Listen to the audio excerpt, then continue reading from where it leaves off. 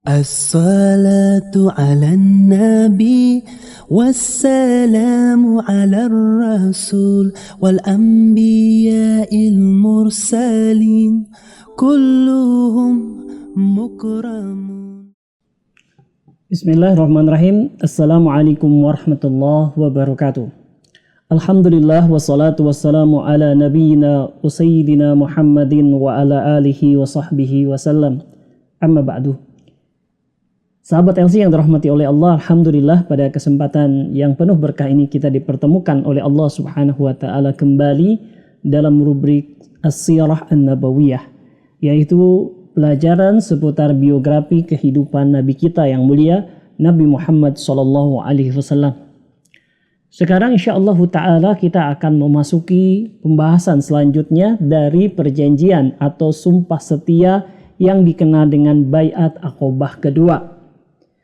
Di pertemuan yang lalu kita membahas tentang asal atau sebab-sebab terjadinya peristiwa Baiat Aqobah kedua, yaitu di mana para sahabat kaum Ansar atau para sahabat orang-orang Islam yang sudah memeluk Islam di kota Madinah, mereka merasakan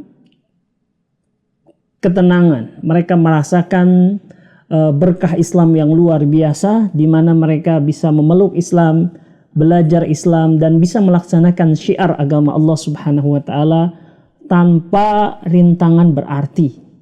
Ditambah lagi Rasulullah SAW telah mengutus kepada mereka seorang guru, seorang utusan yang mengajarkan mereka tentang Islam, mempraktekkan ataupun juga menjadi suri tauladan bagi mereka dalam mempraktekkan Islam, serta juga membantu dakwah mereka, yaitu sahabat Mus'ab bin Umair. Tetapi di tengah kesyukuran mereka atas nikmat-nikmat itu, mereka ingat bahwa orang yang paling berjasa atas mereka, yaitu Nabi Muhammad SAW, masih berada di Mekah. Dan mereka merasakan bahwa masih berada di Mekah, dan beliau tidak mendapatkan seperti apa yang mereka dapatkan di Madinah.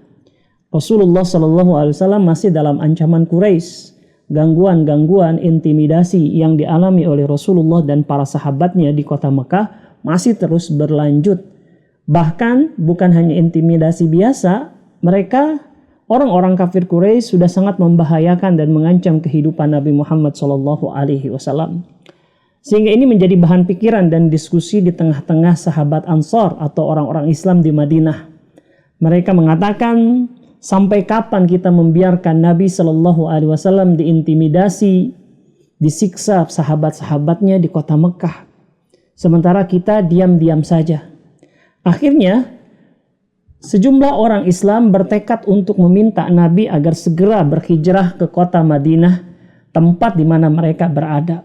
Dan mereka merasa yakin dan mampu untuk bisa melindungi Nabi, membela Nabi, dan menolong orang-orang Islam dan membantu untuk menyebarkan Islam, ketimbang Nabi berada di kota Mekah yang tentu saja mengalami stagnanisasi dakwah ketika itu.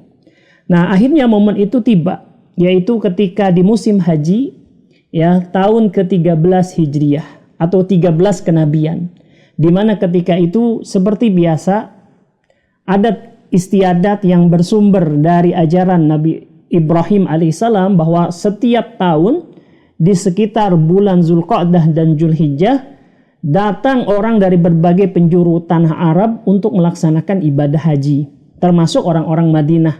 Maka ketika itu ada sekitar 500 orang dari Madinah itu berangkat menuju Mekah untuk melaksanakan ibadah haji.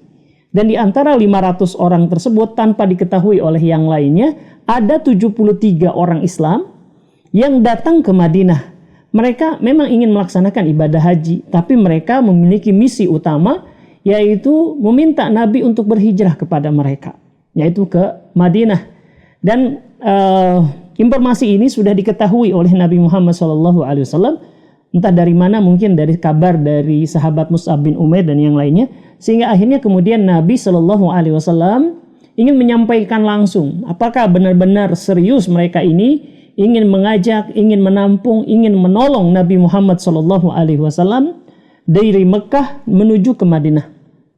Ya, nah, oleh karena itu Nabi SAW itu kemudian membuat perencanaan, membuat langkah demi langkah supaya ada pertemuan yang serius untuk membicarakan hal tersebut. Maka Rasulullah SAW, karena pertemuan ini sangat penting dan akan merubah situasi dakwah, maka harus dipastikan bahwa tidak ada orang-orang kafir Quraisy yang mengetahuinya. Gitu kan?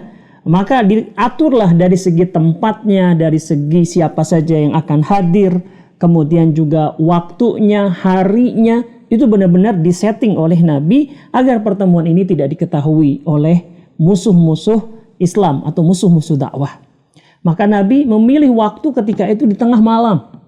Harinya pun adalah hari-hari terakhir dari rangkaian ibadah haji, yaitu di hari-hari Tasyrik 11, 12, 13, di mana kegiatan ibadah haji sudah selesai dan orang-orang sudah bersiap untuk kembali ke tempat mereka berasal, ya, sehingga mereka tidak bisa memperhatikan kalau ada pertemuan-pertemuan atau ada rapat-rapat. Yang penting konsentrasi mereka adalah untuk pulang, gitu kan? Dan tempatnya harus jauh, ya. Yaitu Nabi memilih Aqabah, maka peristiwa ini disebut Bai'at Aqabah. Bai'at artinya sumpah setia, Aqabah artinya adalah suatu tempat di mana jamaah haji itu melempar jumrah, ya, melempar jumrah, dan itu tempatnya cukup jauh dari pusat kota Mekah. Tempat itu sudah nggak ada orang ketika itu karena sudah selesai ibadah haji, gitu ya. Nah ini diatur sedemikian rupa dan Nabi memilih orang-orang tertentu untuk menemani beliau. Orang Islam itu jumlahnya sudah ratusan di Mekah, tapi yang mengetahui peristiwa itu hanya 2 orang Islam dan 1 orang yang masih kafir. 2 orang itu adalah Abu Bakar As-Siddiq dan Ali bin Abi Thalib. Sementara orang lain yang masih kafir ketika itu adalah paman beliau Abbas bin Abdul Muthalib. Nah ini 3 orang ini saja yang mengetahuinya. Akhirnya tibalah saat waktu itu tiba. Ali bin Abi Thalib dan Abu Bakar diminta oleh Nabi Muhammad SAW untuk mengamankan jalur, memastikan bahwa tidak ada yang mengetahui, tidak ada yang memata-matai, ya, apalagi hadir di pertemuan tersebut.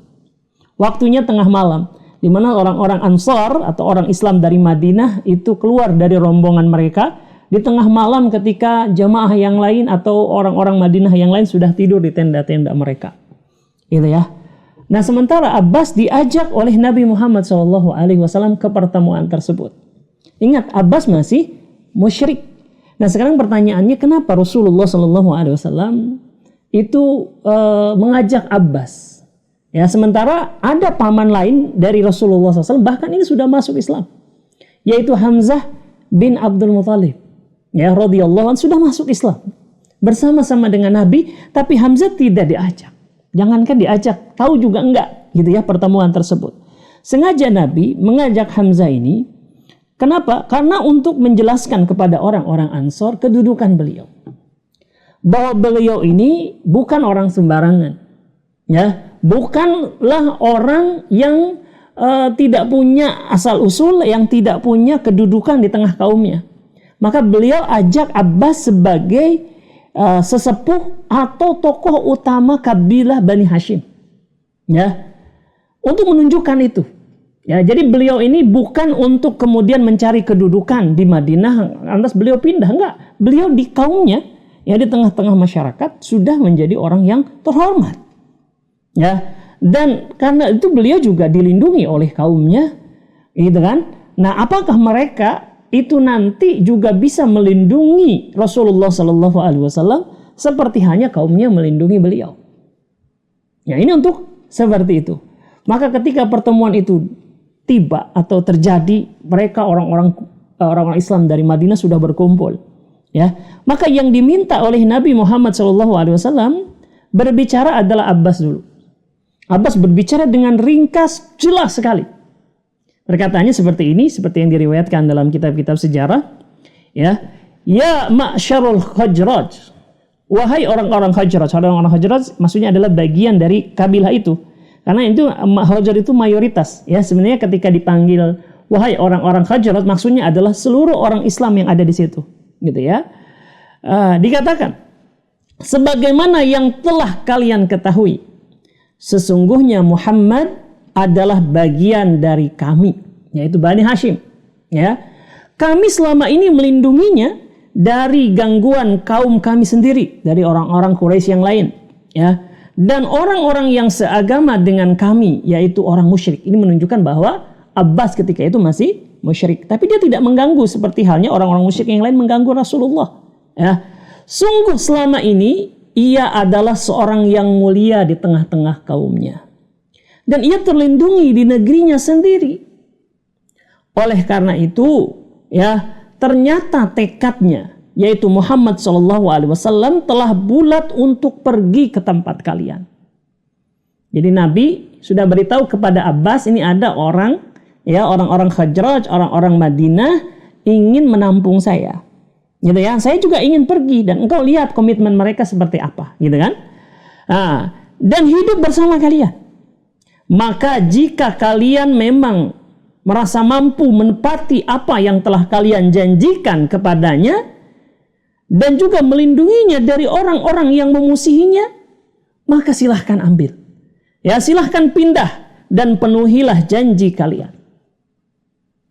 Namun jika kalian ternyata, ya, hanya akan menyerahkan kepada musuhnya, ya, dan meninggalkan setelah ia sampai kepada kalian, maka nggak usah jadi.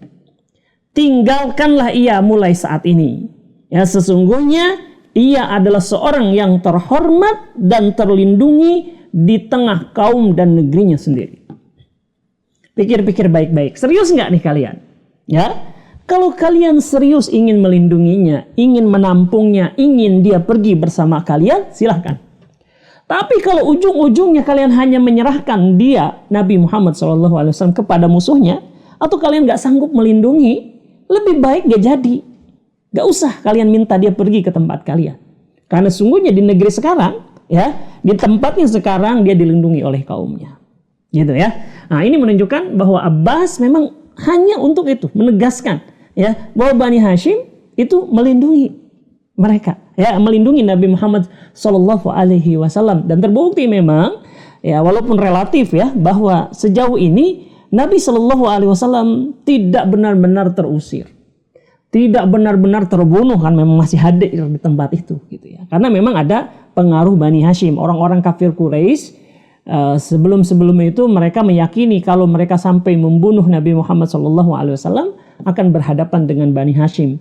Nah, akan terjadi perang saudara dahsyat, ya, yang bukan hanya merugikan Bani Hashim, tapi juga merugikan seluruh orang Quraisy. Sehingga mereka nggak berani membunuh Rasulullah SAW sampai saat itu, gitu ya. Gitu. Gimana respon orang-orang Quraisy? Ya, mohon maaf, ya. Bagaimana respon orang-orang Ansor atau orang-orang Islam dari Madinah?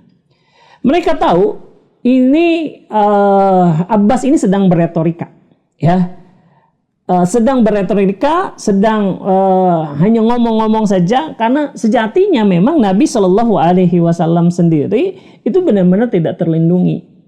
Ya, banyak sahabatnya dibunuhi, ya, banyak sahabatnya disiksa, bahkan beliau sendiri dilarang untuk menyampaikan dakwah di tengah-tengah masyarakat Quraisy. Jadi klaim Abbas bahwa Nabi SAW dilindungi, ya, dilindungi dari pembunuhan, gitu kan? Ya, terlindungi dari pembunuhan karena masih mikir-mikir juga. Tapi secara umum Bani Hashim tidak banyak berbuat, gitu ya, karena ya tadi bahkan tokoh yang memusuhi Nabi SAW sebagiannya adalah dari Bani Hashim, seperti Abu Lahab misalkan, gitu kan? Ya, ini hanya retorika. Tapi mereka, orang-orang Islam dari Madinah atau orang Ansar ini tidak mau mendebat. Ya, nanti akan ricuh, ya. Bagi mereka adalah bagaimana misi mereka untuk menjemput Nabi sukses. Ya, maka mereka katakan, sudah selesaikah engkau wahai Abbas dengan perkataanmu? Udah selesai, hanya itu kata Abbas. Ya. Nah, sekarang bagaimana wahai Rasulullah SAW? Ya, berbicaralah kepada kami. Apa yang engkau inginkan dari kami? Abbas itu hanya pembuka. Yang intinya adalah, mau nggak Nabi ikut bersama kami? Ya. Maka kemudian Nabi SAW menyebutkan persyaratan-persyaratan, ya, yang harus mereka sanggupi, yang harus mereka janjikan kepada beliau. Kalau syarat-syarat ini siap mereka penuhi, Nabi mau ikut sama mereka. Hanya saja nggak langsung kan, memang ada tahap-tahapannya. Ya, poin-poin ini penting. Kalau di antara mereka atau seluruh orang-orang Ansor ini sanggup, ya, maka Nabi akan pergi bersama mereka. Gitu ya. Tapi kalau nggak disanggupi, dan memang orang Arab ini terkenal, ya, salah satu karakter mereka ini sangat menepati janji. Bagi mereka melanggar janji adalah aib yang sangat besar sekali. Jadi mereka akan terus terang tuh, ya, ketika dikasih poin-poin itu, kalau mereka sanggup, mereka akan tepati. Ya, tapi kalau mereka nggak akan sanggup, mereka nggak akan janji, gitu kan? Nah, ini poin ini penting, ya. Maka Nabi Shallallahu Alaihi Wasallam memberikan kepada mereka 5 syarat, ya, supaya beliau bisa hijrah ke Madinah. Apa itu? Ya, yang pertama adalah tubayyuni ala sam'i wat ta'ah fin nasyati wal kasal, ya, yaitu kalian berbaiat kepadaku untuk selalu mendengar dan taat, baik dalam keadaan semangat maupun ketika sedang dalam keadaan malas. Ya, dengar dan taat. Jadi intinya adalah mentaati Rasulullah Shallallahu Alaihi Wasallam. Ya, dalam keadaan semangat ataupun dalam keadaan malas, dalam keadaan lapang maupun dalam keadaan sempit. Ya, nah, kalau misalkan dalam keadaan berjaya, menang, leluasa, tentu taat lebih mudah kan? Gitu ya. Tapi kalau misalkan Nabi Shallallahu Alaihi Wasallam dalam kesempitan, dalam kekalahan, gitu kan, dalam keadaan kesempitan, tentu tidak mudah untuk mentaati beliau. Nah, beliau jadikan ini sebagai syarat taat saat dalam keadaan lapang ataupun sempit, dalam keadaan bersemangat ataupun dalam keadaan sedang malas. Ya, ini yang pertama. Ya, yang kedua adalah an-nafaqati fil usri wal yusr. Berinfak baik dalam keadaan susah maupun lapang. Karena nanti ini akan berjuang. Yang namanya berjuang perlu sumber daya. Dan salah satu sumber dayanya adalah sumber daya keuangan. Ya. Dan ini adalah amal besar yang harus disokong dengan keuangan yang kuat. Gitu ya. Sementara Nabi Shallallahu Alaihi Wasallam sendiri gak mungkin kalau beliau hanya seorang diri. Jadi perlu bantuan. Dan salah satunya adalah perlu bantuan pendanaan. Ya, maka syaratnya adalah kalian mau nggak berinfak dalam keadaan ya lapang maupun dalam keadaan sempit. Kalau lapang ya mungkin orang akan lebih mudah, tapi ketika dalam keadaan sempit gimana? Gitu ya. Ini poin kedua. Poin yang ketiga dari syarat yang disampaikan oleh Nabi adalah wa alal amri bil ma'ruf wan nahyi anil munkar. Yaitu senantiasa beramar ma'ruf dan nahi mungkar. Ini jamaah dakwah. Ini adalah jamaah perjuangan yang asasnya adalah Islam. Maka kita akan ya berjuang bersama menegakkan apa yang diperintahkan oleh Allah dan melarang dari apa-apa yang diingkari oleh Allah Subhanahu wa taala. Ya, kalau misalkan enggak begitu, ya semuanya disetujui yang ada di muka, yang atau ada yang di realitas kan enggak begitu. Ya, karena ini akan menegakkan Islam. Itu ya. Ini yang keempat. Yang kelima, ya, wa ala an tansuruni idza qadimtu alaikum wa tamna'uni mimma tamna'una minhu anfusakum wa azwajakum wa abna'akum wa lakumul jannah. Ya. Yaitu senantiasa menolongku dan membela aku ketika aku telah sampai di tengah-tengah kalian. Layaknya kalian menolong dan membela diri-diri kalian, istri-istri kalian, dan anak-anak kalian. Mau nggak engkau membela saya, menolong saya seperti kalian membela dan menolong anak-anak dan istri-istri kalian? Ya, ini penting karena Nabi Shallallahu Alaihi Wasallam nggak dapat itu di Mekah. Ya, bahkan itu ditawarkan kepada suku-suku yang lainnya, gitu ya, dan mereka nggak ada yang berani. Nah, sekarang orang Ansor berani nggak? Nah, 5 ini yang diminta oleh Nabi Muhammad SAW. Kalau mereka setuju, ayo salaman. Gitu ya, artinya apa? Sumpah setia. Ya, dari 5 poin tadi.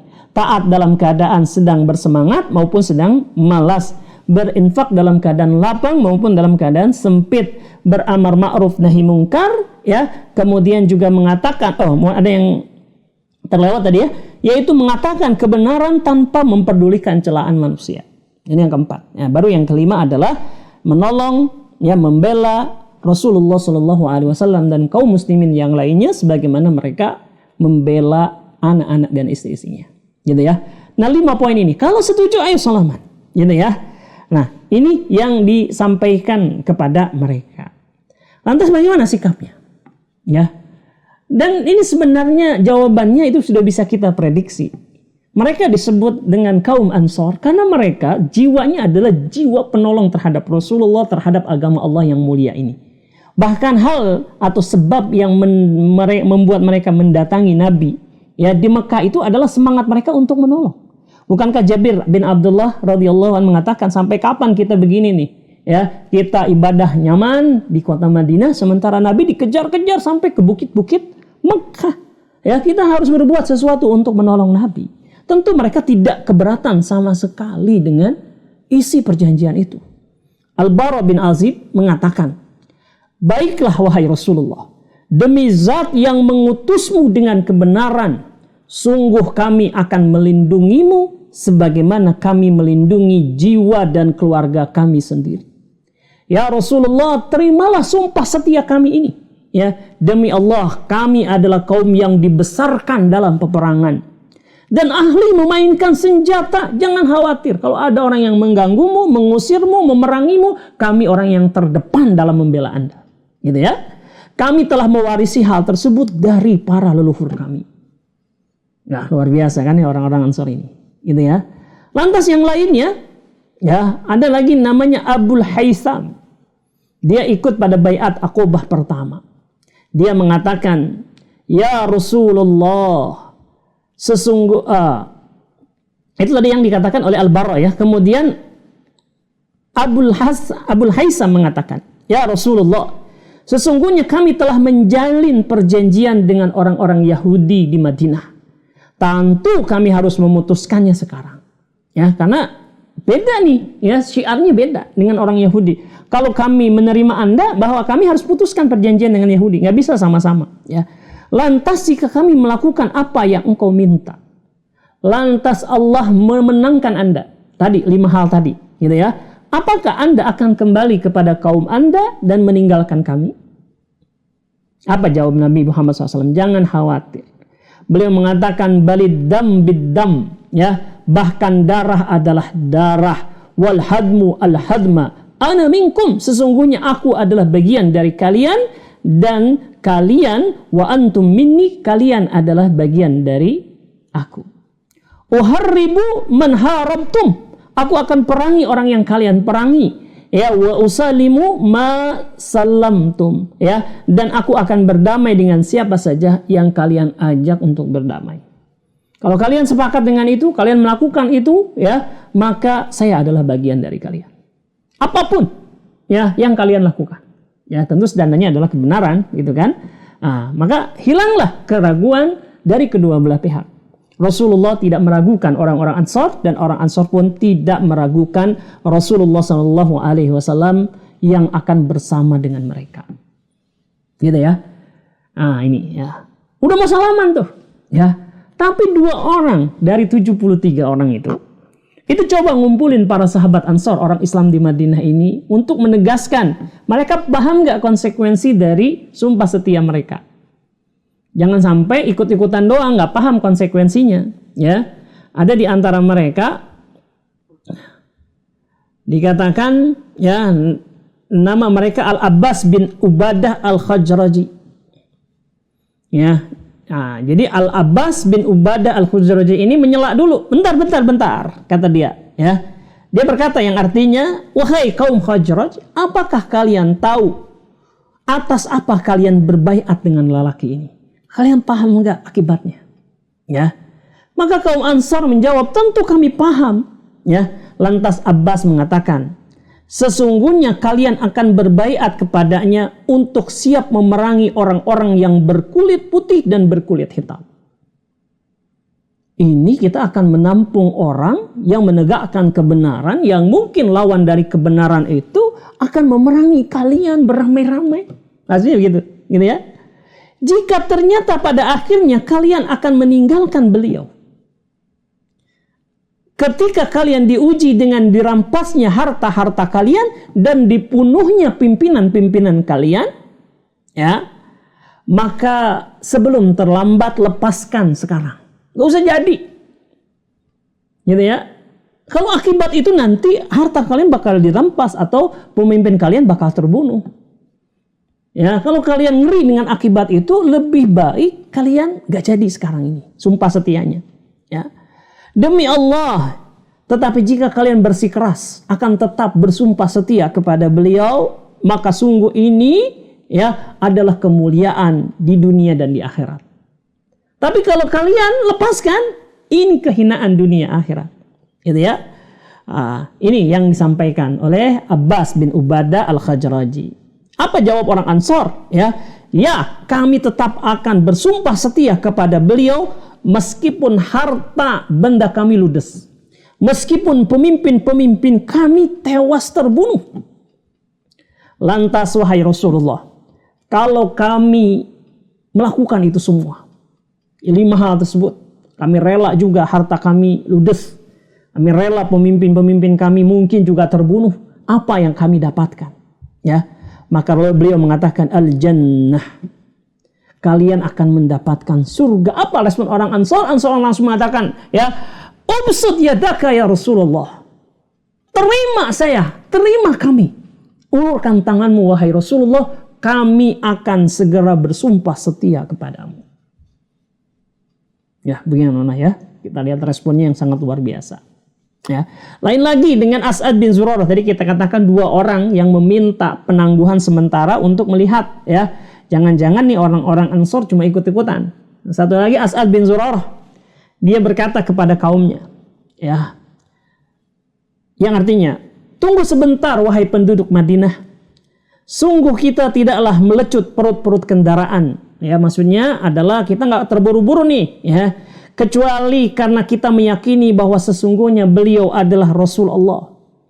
Namun ingatlah bahwa membawa beliau keluar dari Mekah, maksudnya mengeluarkan beliau dari Mekah, merupakan bentuk deklarasi perang terhadap bangsa Arab. Maksudnya bangsa Arab yang masih musyrik ketika itu. Ya, orang-orang pilihan di antara kalian mungkin akan terbunuh dalam peperangan. Dan pedang-pedang musuh pun akan langsung terhunus menyayat-nyayat kalian. Jika kalian adalah kaum yang tegar dalam menghadapi sayatan hunusan pedang, terbunuhnya orang-orang pilihan di antara kalian, atau bangsa Arab semuanya mengucilkan kalian, maka bawalah beliau bersama kalian. Dan kalian akan mendapatkan ganjarannya di sisi Allah. Tetapi jika kalian ini kaum pengecut, ya, tinggalkan beliau. Dan itu akan menjadi udzur kalian di hadapan Allah. Kalian pengecut, kalian lemah. Ya, mudah-mudahan Allah ampuni kalian. Gitu kan? Maksudnya, kata As'ad bin Zurarah. Ya. Apa jawab orang-orang Ansar? Ya As'ad ibn Zurarah, amit anna yadaka. Singkirkan tanganmu. Ya, maksudnya adalah sudah ngomong. Kami ingin segera bersumpah kepada Rasulullah sallallahu alaihi wasallam. Mereka mengatakan, "Wallahi la nadharu hadhil bai'ah ya nastaqiluha." Ya, kami tidak akan meninggalkan baiat ini ataupun membatalkannya. Ya. Jadi akhirnya mereka semua bersepakat. Ya, mereka segera menjabat tangan Rasulullah SAW.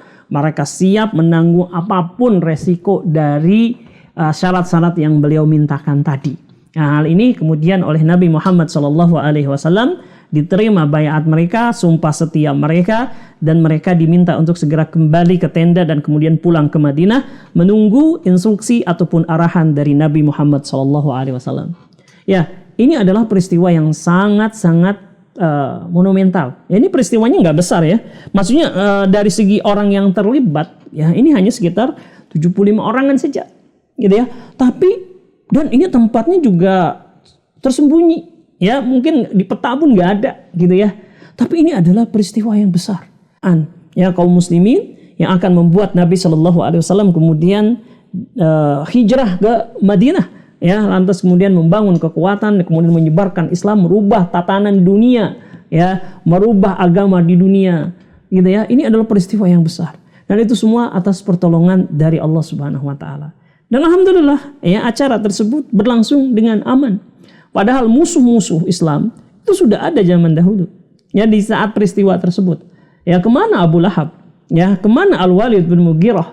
Kemana tokoh-tokoh Yahudi? Ya, seperti Ka'ab bin Ashraf misalkan. Ya, Kemana tokoh-tokoh kemunafikan seperti Abdullah bin Ubay bin Salul? Padahal mereka hadir juga di tempat itu. Ya, kalau mereka tahu mereka akan menggagalkan acara tersebut. Tapi mereka semua tidur. Ya, mereka itu semua tidak mengetahuinya, mereka tidak terbangun, ya, sampai tidak mendeteksi adanya pertemuan tersebut. Semuanya karena pertolongan dari Allah. Ini adalah rahasia Allah. Ini adalah takdir Allah Subhanahu wa taala hendak memenangkan agamanya yang mulia. Salah satunya adalah melalui peristiwa Baiat Aqabah kedua yang menjadi cikal bakal hijrahnya Nabi Muhammad SAW dari Mekah menuju Madinah. Insya Allah kita lanjutkan peristiwa ini atau rangkaian peristiwa Baiat Aqabah kedua ini di pertemuan yang akan datang. Mudah-mudahan bermanfaat. Wallahu a'lam bishawab. Sallallahu ala nabiyina Muhammadin wa ala alihi wa sahbihi wasallam. Subhanakallahumma bihamdika asyhadu an la ilaha illa anta astaghfiruka wa atubu ilaik. Assalamualaikum warahmatullahi wabarakatuh. Blessings be upon Nabi, peace be upon the messenger, and the prophets who were sent, all of them were